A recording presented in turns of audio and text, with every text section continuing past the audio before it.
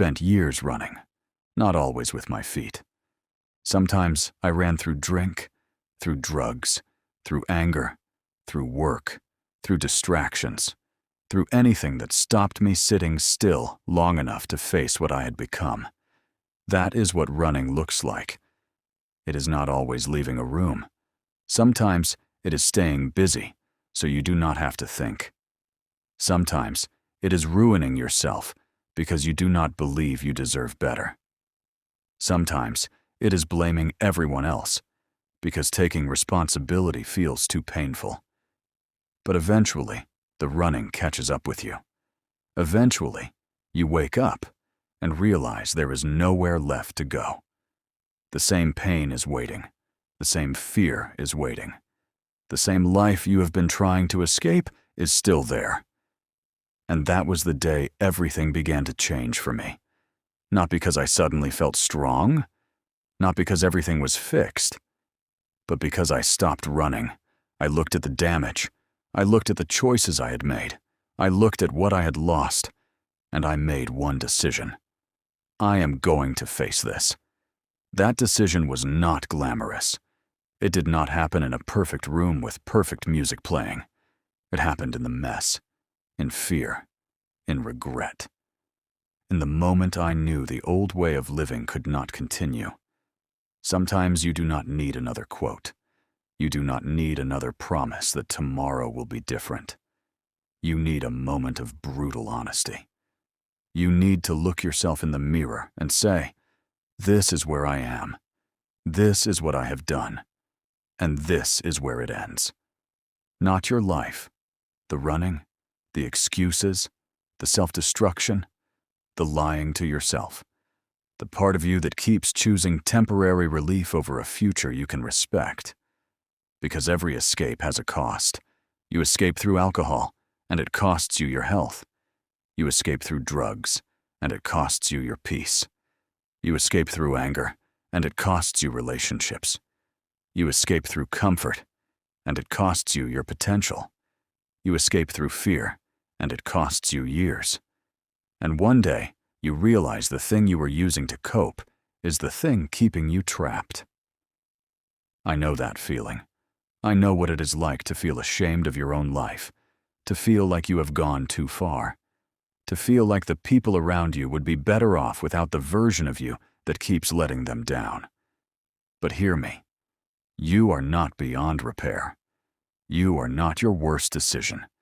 You are not your lowest moment. You are not finished because you have fallen. You are finished only if you refuse to get back up. The day I stopped running was the day I started taking small actions. Not huge actions.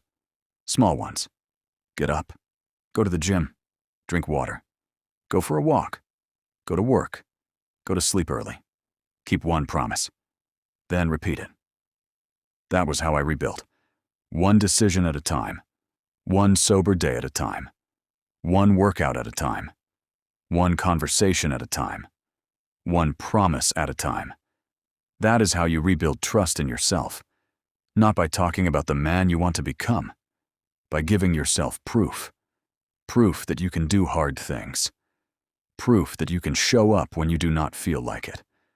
Proof that you can feel fear without obeying it. That is strength. Strength is not pretending that nothing hurts. It is feeling it and refusing to let it decide your next move. Marcus Aurelius said that the impediment to action advances action. What stands in the way becomes the way. For years, I thought my past was the thing standing in my way. The pain, the mistakes, the consequences. But I learned that I could use them.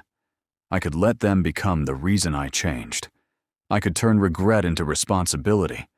I could turn shame into discipline.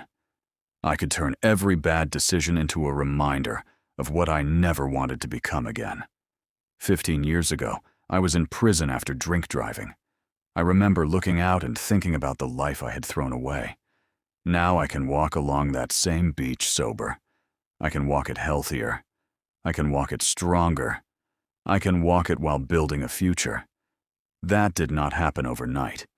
It came from returning to the path every day. There were days I did not feel motivated. Days I felt anxious. Days when the old version of me tried to speak louder than the new one. But motivation is not the answer. Motivation disappears. Discipline stays. Discipline is the decision to keep moving when your feelings tell you to stop. It is the decision to train when you are tired, to work when you are uncomfortable, to apologize when you are wrong, to ask for help when you need it, to be present for the people you love, to become reliable. You do not become an iron mind by being perfect. You become one by returning. You miss a day? Return. You make a mistake? Correct it. Return. You feel weak? Take one step. Return. Do not turn one bad day into a bad week. Do not turn one mistake into another year of running. Return. Your past might explain you, but it does not get to control you. You can start again today. Not when you feel ready. Not when you have everything figured out. Today. Go for the walk. Make the call. Drink the water. Train for 20 minutes. Write down the promise. Then keep it. You do not need to fix your whole life tonight. You need to stop running from it. The man you want to become is not waiting on the other side of some perfect moment. He is built in the moments you want to avoid. He is built when you face the truth. He is built when you keep your word. He is built when you choose the hard road instead of the easy escape. So today, stop running. Face what is in front of you. Take one action. Then take another. Your life can change. Not because the past disappears, but because you decide it no longer gets to lead you. This is Iron Mind Motivation. Strength, discipline,